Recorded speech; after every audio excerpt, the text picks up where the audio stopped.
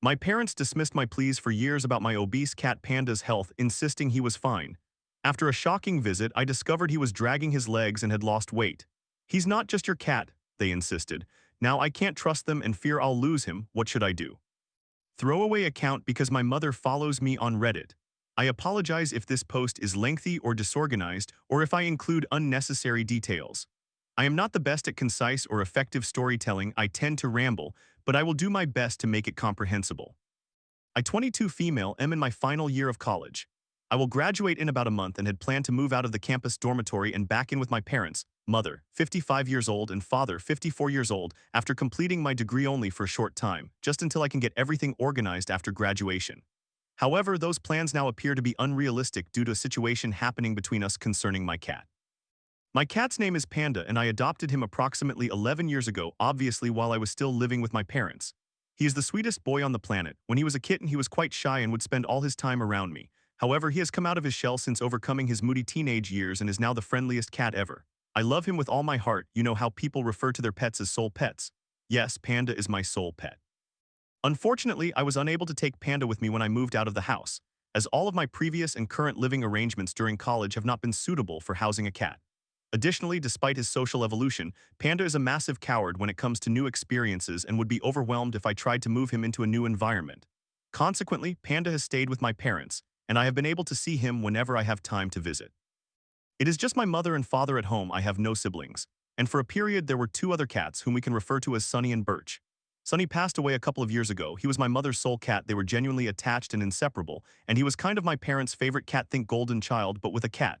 After his passing, when it was just Panda and Birch, my parents became very attached to Panda, treating him similarly to how they treated Sunny. I am pleased that Panda is receiving so much attention and affection. Birch is too, don't worry. She is just socially awkward and not the best target for my parents' constant affection. But this shift in our household dynamics has resulted in Panda being viewed as our family cat instead of just mine. This initially did not seem problematic, and I never thought it would be, but we will return to this issue later.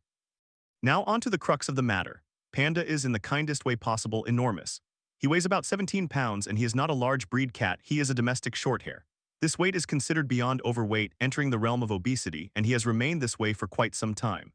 I believe he could only jump onto countertops during the first few years of his life, and now he is so large that he often struggles to clean himself properly. When I lived with my parents, I recognized that this was a problem and vaguely suggested placing him on a diet. I also attempted to harness train him once in high school so he would get more exercise. This worked for a while, and we went on a few walks outside, but my father, acting foolishly, ran up to us shouting, even after I asked him to stay inside because of Panda's cowardice scared him so badly that he never wanted to go outside again. However, I never invested any real effort into researching or finding solutions. Approximately 60% of cats in the United States are overweight, and at the time, I simply did not realize how severe the problem was as it seemed so prevalent and normal.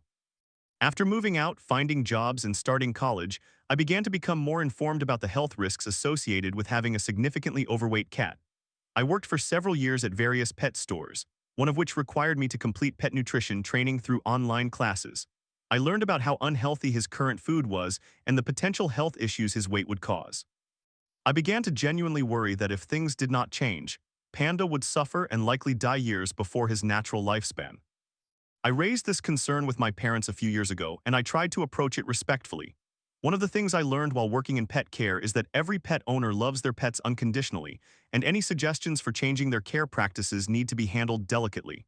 Otherwise, a pet owner may feel that you are implying they are harming their pet through their current methods, become offended, and shut down any ideas. Therefore, I began with gentle suggestions, mentioning that I had been learning about some pet food brands that could help Panda lose weight. From the very beginning, however, these suggestions were dismissed. I made an effort to bring it up kindly every time I visited home to subtly address the issue, but my parents quickly became frustrated, especially my father. My father is one of those people who has very specific ways of doing things and becomes quite upset if any changes are suggested. A few years ago, he told me that I had to request to visit home 3 days in advance to allow him to mentally prepare, I suppose, or he would become passive-aggressive and sullen and would refuse to speak to me. He is better about this now, but I thought it was a good example. I figured this hostility toward the suggestion might stem from my proposing a change to his routine, as he is the one who feeds the cats and does the shopping, because the pet foods I suggested were not available at the Walmart he frequented. So, while working at a pet store and having access to employee discounts, I offered to purchase the food for him and bring it to the house, so he would only need to pull out a different bag at feeding time. He rejected this idea too, stating he would come to the store to buy it himself. When he arrived, I took him to the cat food section, and he was quite irritable, taking out his annoyance on me and my coworkers. He bought that bag of food but only attempted to feed it to the cats a handful of times before declaring they did not like it and reverting to the Walmart food. I did my best to explain that the Walmart foods were packed with artificial flavors and fillers, and the cats, who have only eaten the Walmart food, would not immediately enjoy the better food because 1, it tastes very different, and 2, it is more nutrient-dense with fewer fillers, meaning they cannot consume as much. And their cat brains have adjusted to thinking they need to eat a lot due to the amount of Walmart food it takes for them to feel full. He was completely against the idea, and it became a topic that ruined family evenings whenever I brought it up. I still occasionally raised the issue, willing to endure the arguments for the sake of trying to help my cat. Sometimes I brought over premium cat food and gently suggested they give it a try, but to no avail, it sat untouched in the cupboards. Eventually, I became tired of being gentle and became somewhat firmer, explaining that Panda would not live as long as he should if he did not go on a diet, detailing the actual potential health problems he could experience, such as joint pain, heart problems, kidney issues, organ failure, mobility challenges, paralysis, and an overall reduced lifespan. This only frustrated them further, but I could not think of any other way to convey my message. I felt incredibly frustrated because I loved Panda so much and his care felt beyond my control.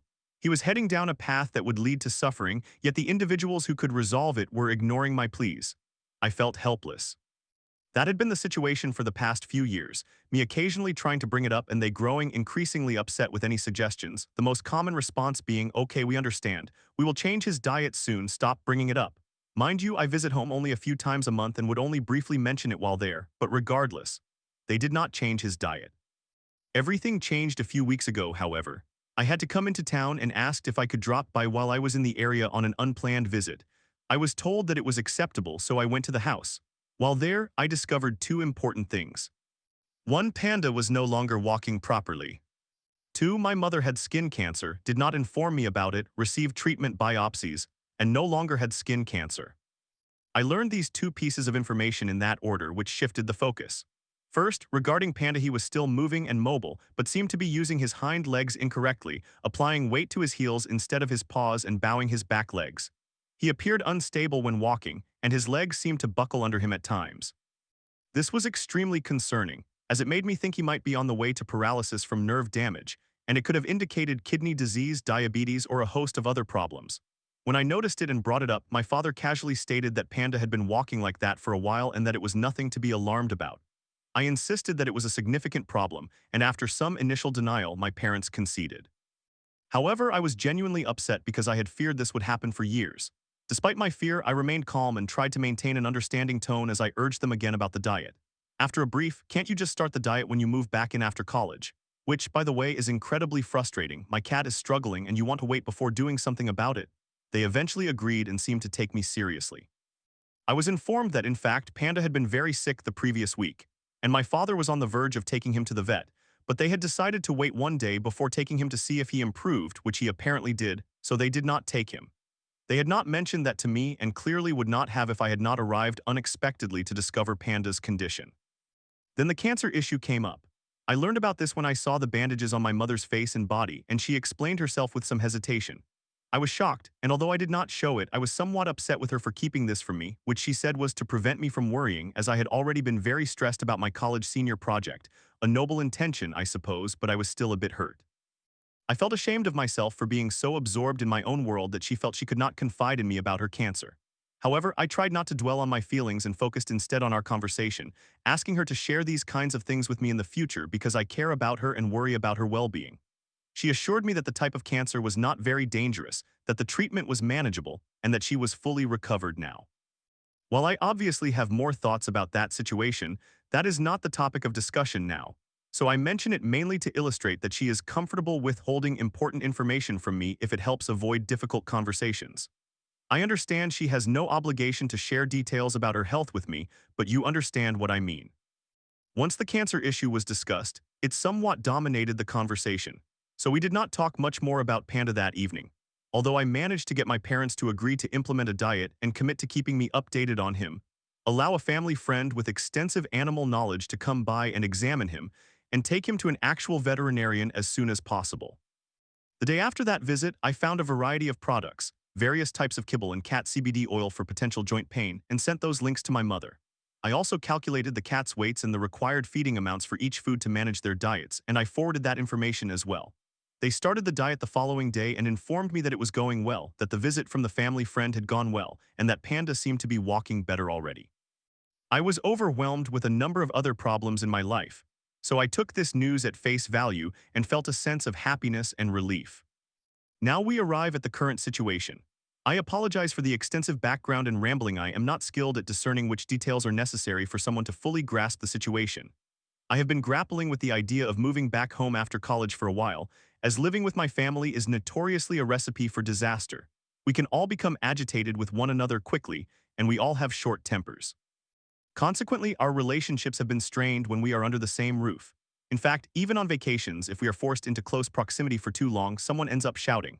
I moved out of my parents' house twice to escape the fighting. Various factors contribute to this, and I am sure I bear some responsibility. However, the bottom line is that my returning home may jeopardize the relationships we have built since I moved out. Over the past 5 years, we have become much closer, as distance allows us to determine when we want to see one another, alleviating the continuous stress of proximity. I call my parents several times each week. We talk and laugh for hours, and I have never felt closer to them. They are like my best friends, and I love them immensely. Therefore, I was already apprehensive about the prospect of moving back in with them. Yet when I saw them yesterday, once again unexpectedly, everything fell apart. When I saw Panda yesterday, he was dragging his legs worse than before. He had also lost weight around his hind legs. He appeared much worse than he was just a few weeks ago. I was extremely distressed. They had told me he was improving, yet there he was, stumbling more than before. I admit that I lost my composure and became very angry with them. I had a heated argument with my mother, expressing my frustration with her for lying to me about his supposed improvement. She insisted that Panda had genuinely become better and that he had not been stumbling until that moment, which I did not believe for a second. You are telling me he was fine, and then suddenly began using his legs incorrectly the instant I arrived. In that argument, when I expressed my concern for Panda, I referred to him as my cat, which she corrected with our cat. This emphasized her belief that I should not have a say regarding his health because he is the family's cat, now that her former favorite cat has passed, I suppose. This correction felt very strange, and I cannot remember if I articulated it at the time, but if he is your cat too, shouldn't you care about him as much as I do? She kept stating that I was overreacting and that my getting upset was the reason they did not share things with me. I feel that their lack of communication is precisely why I am so upset. I asked whether they had taken him to the veterinarian as they had promised, and they admitted that they had not. They explained this decision by saying that when our family friend came to examine him, Panda had become so frightened that he was running around, panting, and nearly had a heart attack, so they wanted to give him some time to calm down before taking him to the vet. It has been 2 weeks since the family friend's visit. So not only had they lied to me about his improvement, but they had also failed to keep their promise regarding the vet visit and misled me about how the interaction with the family friend had gone. I was furious and retreated to a different room to sit on the floor and attempt to calm myself. My mother followed me a few minutes later and began to reiterate how Panda had truly improved and was not stumbling before my arrival, and how they did not take him to the vet because he was scared of the family friend coming over and that they wanted to allow him a few days to settle down. It's been 2 weeks. Can't you understand that? Why can't you just acknowledge our reasoning? She asked, showing no signs of apology. Instead, she was asking me to forgive their deliberate inaction to alleviate their guilt. At that point, I completely lost it. I began yelling, banging doors to get out, and screaming curse words, quickly grabbing my keys and leaving. In that moment, I realized that this was not a place I could return to after college. I would need to find alternative housing within less than a month. Maintaining a normal relationship would have been challenging enough, but now I felt an intense rage and disgust over their behavior and selfishness. I recognized that I could not express my feelings, understood that they do not listen to me or simply do not care. I was certain I could not move back in and remain resentful toward them over their negligence regarding my cat's health, all stemming from their shame or denial about how bad things had become.